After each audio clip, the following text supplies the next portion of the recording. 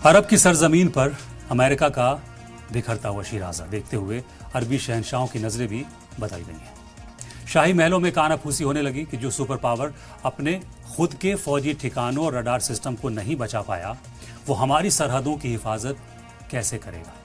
America पर यह भरोसा टूटना वॉशिंगटन के लिए किसी बड़े झटके से कम नहीं है। अब अरब मुल्कों ने अपनी हिफाजत के लिए नए दोस्तों की तलाश शुरू कर दी है और इसी सिलसिले में यूक्रेन के प्रेसिडेंट व्लादिमीर ज़ेलेंस्की का हालिया दौरा एक गेम चेंजर साबित हुआ है।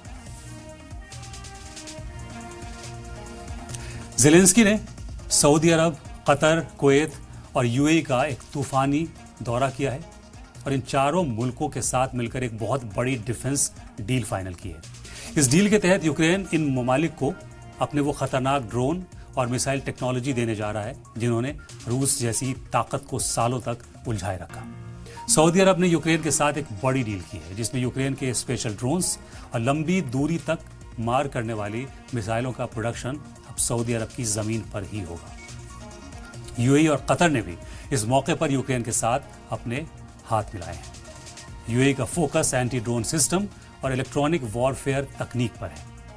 कतर ने भी अपनी समंदरी सरहदों की सिक्योरिटी के लिए यूक्रेन की मैरीटाइम ड्रोन टेक्नोलॉजी में इन्वेस्ट करने का फैसला किया है।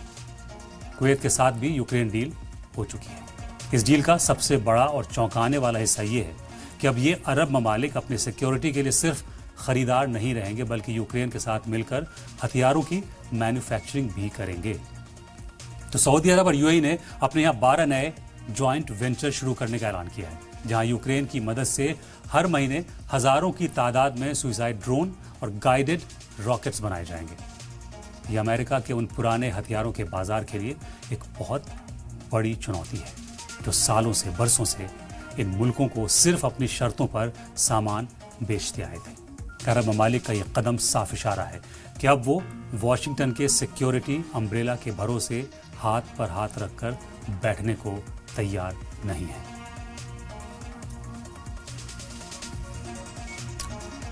अट्ठाईस फरवरी से लेकर 2 अप्रैल 2026 के बीच मिडल ईस्ट के बिगड़े हालात ने अमेरिका को एक ऐसे दोराहे पर लाकर खड़ा कर दिया है जहां उसके लिए उर्दू के मशहूर शायर मिर्जा सादिक शरर का ये शेर सच साबित होता है।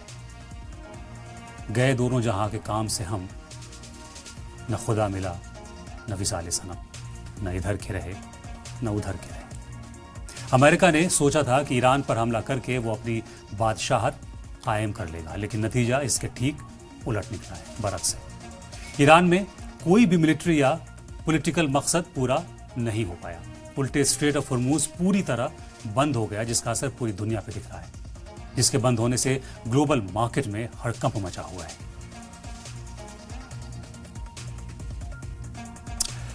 अमेरिका की इकोनॉमी पर बोझ बढ़ गया है। अमेरिका को हर दिन तकरीबन 2.5 यानी $2.5 अरब तकरीबन 21,000 करोड़ का नुकसान हो रहा है हर रोज। इसमें मिसाइलों पर खर्च, फाइटर जेट्स का फ्यूल, बेसिस की मरम्मत और हजारों फौजियों का लॉजिस्टिक्स शामिल है। एक महीने के अंदर ही अमेरिका के डिफेंस बजट पर लगभग $80 अरब का एक्स्ट्रा बोझ लद चुका है। यह पैसा उस वक्त खर्च हो रहा है जब अमेरिका खुद रिसेशन के खतरे में है। अमेरिका के लिए सबसे बड़ी मुश्किल यह है कि उसे इस दलदल से बाहर निकलने का कोई एग्जिट रूट नहीं मिल रहा है।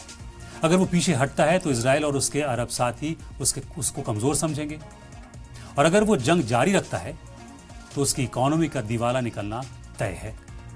हॉर्मूज के बंद होने से सिर्फ तेल ही नहीं बल्कि ग्लोबल सप्लाई चेन भी ठप हो गई है, जिससे अमेरिका के बड़े बड़े टेक और ऑटोमोबाइल सेक्टर को रोजाना करोड़ों का घाटा हो रहा है। चीन और रूस इस मौके का फायदा उठाकर अपनी करेंसी और कारोबार को आगे बढ़ा रहे हैं जो डॉलर की बादशाहत के लिए सीधा खतरा है।